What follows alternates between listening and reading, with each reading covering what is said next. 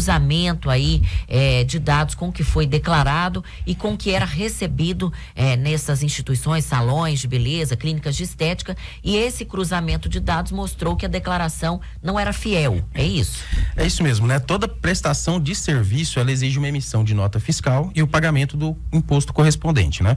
O que nós fizemos foi ter acesso aos dados de cartão de crédito, de recebimento de cartão de crédito e débito, e fazer o cruzamento com as notas fiscais que foram emitidas. Então, por exemplo, um salão de beleza que ele emitiu 50 mil reais em nota, mas naquele mesmo mês ele recebeu, por exemplo, 200 mil reais no cartão de crédito. Então foi apontada uma divergência, uma omissão no valor de 150 mil reais. Então foi disparada uma malha fiscal e o contribuinte está sendo chamado para uma autorregularização. Essas pessoas já foram notificadas? Como é que chegam essas notificações para essas pessoas? Sim, essas pessoas elas já foram notificadas, né? Aliás, a notificação ela está acontecendo em lote. Então, o primeiro lote já foi disparado, essa notificação chegou no domicílio tributário eletrônico. Aqueles que já receberam, eles podem clicar e já ter acesso aos boletos. E-mail? Não, através de um domicílio tributário eletrônico que todo contribuinte ele tem no município de Goiânia. Então ele pode ter acesso aos boletos, e aqueles que não receberam também, nós já deixamos a tarefinha de casa. Ele já pode fazer ele mesmo esse cruzamento, identificando divergência, ele já pode fazer a retificação e o recolhimento, evitando então multas, demais penalidades. Por exemplo, eu tenho um salão, eu quero saber se eu caí nessa malha fiscal, como é que eu vou fazer? Bom, se ele caiu na malha, ele recebeu uma notificação no domicílio tributário eletrônico. Mas pode acontecer dele apresentar essa divergência, mas ele ainda não ter recebido. Ele vai receber nos próximos lotes. Então ele já pode, ele mesmo, com os dados do cartão de crédito e com as notas fiscais que ele emitiu, ele mesmo fazer o cruzamento dentro da sua empresa e procurar o município para autorregularização, retificar as suas declarações. Então, quando isso acontece, quando ele faz isso de forma espontânea, ele não tem a incidência de multa, que pode chegar até 250%, né? E essa é a chamada autorregularização. 250% de multa. 250% de multa, né? Só lembrando que não é esse o objetivo da Prefeitura de Goiânia, né? Essa primeira notificação, a Prefeitura, ela aponta a divergência e chama o contribuinte para uma autorregularização. O processo de fiscalização, ele vem depois, para aqueles contribuintes que não aceitarem a autorregularização e não se regularizarem. E aí, que oportunidade ele vai ter de regularizar isso? Como é que vai ser essa negociação? Bom, essa negociação, ele precisa retificar as suas declarações e fazer o pagamento do imposto que advém dessa omissão de receita.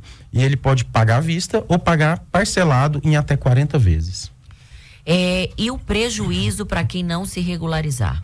Bom, o principal prejuízo para quem não se autorregularizar é uma posterior lavratura de auto de infração. Aqueles que não fizerem as retificações, mesmo após os apontamentos do município, eles serão encaminhados para um setor de fiscalização, e aí sim será aberto um termo de início de fiscalização, uma ordem de serviço, e será feito um auto de infração. Então o valor fica maior, não tem exclusão de multas, né? Então esta é uma oportunidade única, né, para ele se autorregularizar sem maiores encargos tributários. E por que esse segmento da saúde, beleza e estética?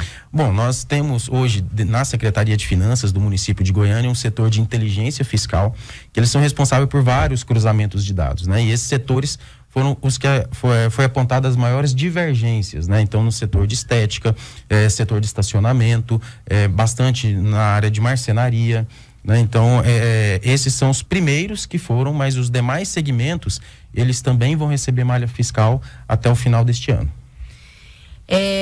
Vamos falar um pouquinho, então, agora sobre reforma tributária. A gente está vendo aí a aprovação da reforma tributária, né, pela Câmara, foi aprovada pelos deputados. Como é que nós aqui vamos ser afetados? O que muda pra gente? A gente já vê, por exemplo, que vai ter mudança na cobrança do IPVA, do IPTU, e o que mais? De que forma seremos impactados, Lucas? Bom, a principal mudança, né? Aliás, deixa eu já começar falando de reforma tributária com uma palavra que mostra bem a reforma tributária que foi aprovada no dia de ontem, né? Um verdadeiro desastre para praticamente todos os segmentos do nosso país, né? Uma reforma tributária que ela faz a junção de alguns impostos, né? Em especial ICMS, ISS e o IPI, em um único imposto. É uma contribuição também que acontece uma junção, né? Junta-se PIS e COFINS e cria uma contribuição sobre bens e serviços, mas traz vários problemas, né? Dificilmente é uma reforma que consegue ser aplicada na prática. O principal deles é uma concentração da carga tributária nas mãos da União. Hoje a União, tudo que se arrecada no Brasil, 70% a 75% já é da União. E aí pega esse restante que sobra para os estados e municípios e leva também para a mão da União, gestão da União, né? Então nós temos uma quebra do Pacto Federativo, né? A autonomia financeira de estados e municípios é o que garante uma autonomia funcional, autonomia para prestação de serviços. Então coloca uma absoluta quebra no Pacto Federativo, sem contar um aumento de carga tributária muito excessivo, principalmente para o setor de serviços. O setor de serviços terá um aumento de carga tributária por volta de 30%. E o que nos assusta é que o próprio setor de serviço parece que está calado, está inerte. Então precisamos todos tomar ciência do que está acontecendo e, claro, né, trazer ponderações. A reforma tributária não está definitivamente aprovada, é o primeiro passo, mas precisamos tomar medidas para que ela não seja definitivamente aprovada no formato que está. Alimentos, remédios, tudo isso deve pesar no bolso. A gente não entende, assim, a princípio o que pode acontecer, é o que você está dizendo, que precisamos estar atentos à maneira como seremos aí, teremos a nossa vida afetada, mas é uma carga tributária que vai aumentar de forma geral no país inteiro. Sim, ela é uma carga tributária que ela aumenta no país inteiro, principalmente o setor de serviços, né? O agronegócio também tem uma elevação da carga tributária. E claro, o impacto disso é em todas as empresas, por consequência, tem um impacto em todas as pessoas. As pessoas, elas consomem produtos, as pessoas, elas dependem de empresas, porque ali estão os seus empregos, né? Então não é uma reforma tributária que se discute apenas uma parte da população. É uma reforma tributária que todo mundo, toda a população, ela tem interesse, ela tem que entender o que está acontecendo. 5 impostos vão ser eliminados, né? O IPI, o PIS federal, o COFINS federal, ICMS estadual e ISS municipal serão excluídos. Perfeito, eles serão excluídos, né? O ISS, ele é o principal imposto, é o principal responsável pela arrecadação dos municípios.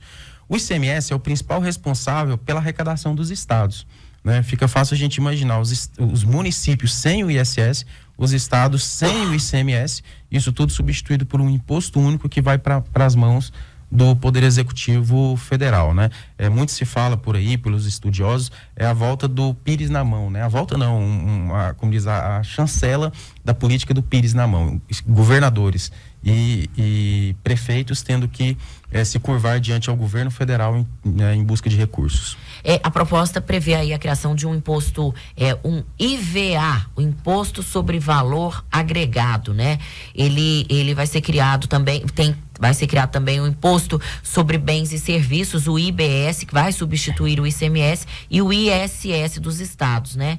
E a contribuição sobre bens e serviços, CBS, que vai unificar os tributos federais. É uma mudança grande aí, a gente vai precisar se acostumar ainda a essa nova forma de tributação, se isso tudo passar da forma como está, né? Se for aprovado como está, mas são mudanças grandes, né? Sim, são mudanças grandes e é uma carta em branco ao governo federal, né? Todos os impostos, hoje a competência tributária, ela está posta na Constituição Federal. Regra geral, ela tem um verbo e um complemento, né? Então, pague imposto sobre serviço, segundo a Constituição, aquele que prestar serviços de qualquer natureza. Pague ICMS, aquele que vender mercadorias, né? O IBS, ele é uma carta em branco. Ele traz na Constituição Federal, na forma que foi aprovado, um imposto sobre bens e serviços e remete para uma lei complementar definir quais são esses bens e serviços. Ou seja, o próprio contribuinte não tem uma garantia de qual é a base de incidência desse imposto. Então cria uma insegurança jurídica para todos os entes federativos, né? Cria uma insegurança jurídica para todos os setores da economia. Em resumo, é um verdadeiro desastre essa reforma tributária. Você falou sobre o impacto no setor de serviços, a estimativa de 25% de aumento na tributação, e a taxação sobre os alimentos também deve aumentar. É uma outra coisa que preocupa bastante. Sim, preocupa bastante, né? O aumento na carga tributária de alimentos, ela tem um efeito de própria inflação, né? Quando eu falo em aumento de inflação, eu falo em perda de poder de aquisição e, por consequência, isso se arrasta para todos os outros setores da economia. A gente falando um pouquinho sobre as despesas do município, houve um aumento de 25% no primeiro quadrimestre, né? Isso foi exposto na prestação de contas. O que justifica esse aumento, Lucas? Bom, esse aumento, ele vem muito de aumento de próprio investimento, né? O nosso prefeito Rogério Cruz, ele prestou contas agora na Câmara Municipal, né? Claro, de forma muito transparente. O nosso secretário Vinícius fez toda essa exposição. E o prefeito Rogério Cruz, claro, ele tem feito muito investimento, tem trabalhado, tem inaugurado esse mês, tem feito obras públicas, e esse investimento, claro, é a consequência de aumento de despesa. A questão do Goiânia Adiante também, né? É um outro questionamento que a gente faz. Tocaria a previsão de tocar obras aí no montante de 1.7 bilhão. De onde vão vir esses recursos, Lucas? Bom, esses recursos, né? Existe todo um orçamento no município de Goiânia. Ele é aprovado, inclusive, pela Câmara Municipal, onde tem previsão de receitas e previsões de despesas, né? Então, claro, é montado um fluxo financeiro para que todas essas obras sejam executadas.